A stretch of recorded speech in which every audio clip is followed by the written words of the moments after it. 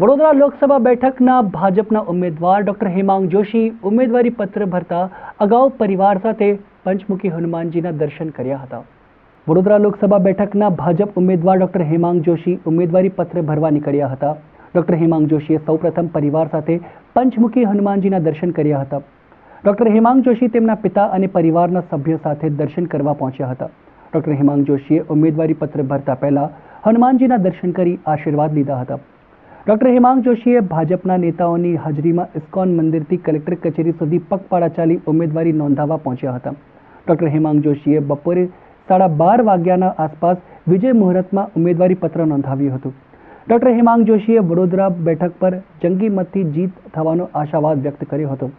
વધુમાં તેમણે ઉમેર્યું કે ક્ષત્રિય સમાજ અને મોવડી મંડળ વચ્ચે ઉષ્માભર્યા વાતાવરણમાં સંવાદ ચાલી રહ્યો છે। ક્ષત્રિય સમાજે ગુજરાત અને ભારતીના અસ્મિતા બચાવવા માટે હર હંમેશા પ્રયત્ન કર્યા છે। તેઓ ધર્મની સાથે રહ્યા છે અને રહેશે। તેમના પ્રદેશ પ્રમુખ CR પાટીલ તાજેતરમાં વડોદરામાં બેઠક 10 લાખની લીડ પ્રાપ્ત કરી શકે છે તેમ જણાવ્યું અને તેની માર્ગદર્શિકા પણ આપી છે। તેમને અનુસર્યા છે। જંગી બહુમતીથી જીતવા માટે તે પ્રયત્નશીલ છે તેવું તેમણે ઉમેર્યું હતું।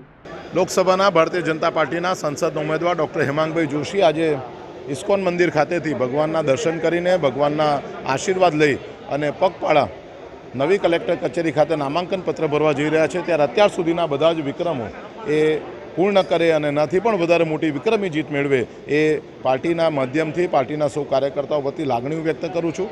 ગઈકાલની વિજય સંકલ્પ રેલી માટે હું ભારતીય જનતા પાર્ટીના સૌ કાર્યકર્તાઓને ખૂબ ખૂબ અભિનંદન આપું છું। જી ચોક્કસ, આજે વડોદરા ભારતીય જનતા પાર્ટીના ઉમેદવાર તરીકે લોકસભાની અંદર વિધિવત રીતે હું મારું ફોર્મ ભરવા જઈ રહ્યો છું।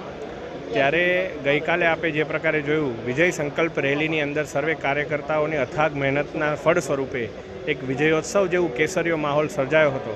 અને આજે સવારે પંચમુખી હનુમાનજીના દર્શન કરી અત્યારે ઇસ્કોન ખાતે આવી પ્રભુજીના આશીર્વાદ લઈ, સર્વે સંતોના આશીર્વાદ લઈ અને જે પ્રકારે અમારા તમામ વરિષ્ઠ આગેવાનશ્રીઓ, આપણા ભારતીય જનતા પાર્ટીના સર્વ કાર્યકર્તાઓ અને શુભેચ્છકો સાથે મળી પગપાળા જઈ અને કલેક્ટર કચેરી ખાતે વિધિવત રીતે નામાંકન ભરવાના છે।